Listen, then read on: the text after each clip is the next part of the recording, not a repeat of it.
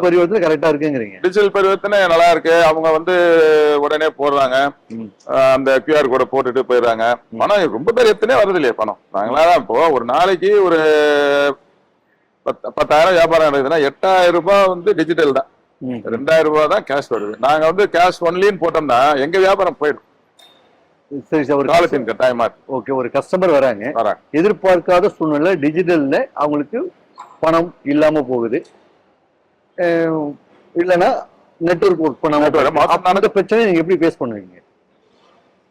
ஒண்ணு, அவங்களோட ஐடி கார்டை வாங்கிட்டு ஒரு ஐடி கார்டை போட்டோ கொடுங்கன்னு சொல்லிட்டு நீங்க போய் போடுங்கன்னு அனுப்பிச்ச வேண்டியதுதான். ஏன்னா வேற வழி கிடையாது இல்லையா.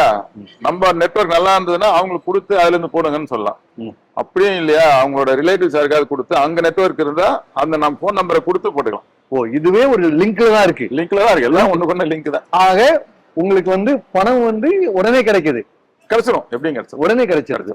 நீங்க போயிட்டு அனுப்புறதுங்கிறத விட போன உடனே பணம் வருது. ஆமா, அவங்களோட இப்போ வராங்க, ஒரு 600 ரூபாய்க்கு ஒருத்தர் சாப்பிடுறாங்க, அவங்களுக்கு வந்து பணம் இதுல இங்க போட முடியலன்னா போன் கிடைக்குது. போன் போட்டு ஒரு நண்பர்கிட்ட கொடுத்து இந்த QR கோட போட்டோ எடுத்தாங்க அனுப்புவாரு, இல்லைன்னா நம்பரை கொடுத்தோன்னா அதுல போட்டுறாரு. அதுல அந்த விதத்துல பணம் ஒன்றும் பெருசா மிஸ் ஆகுறது.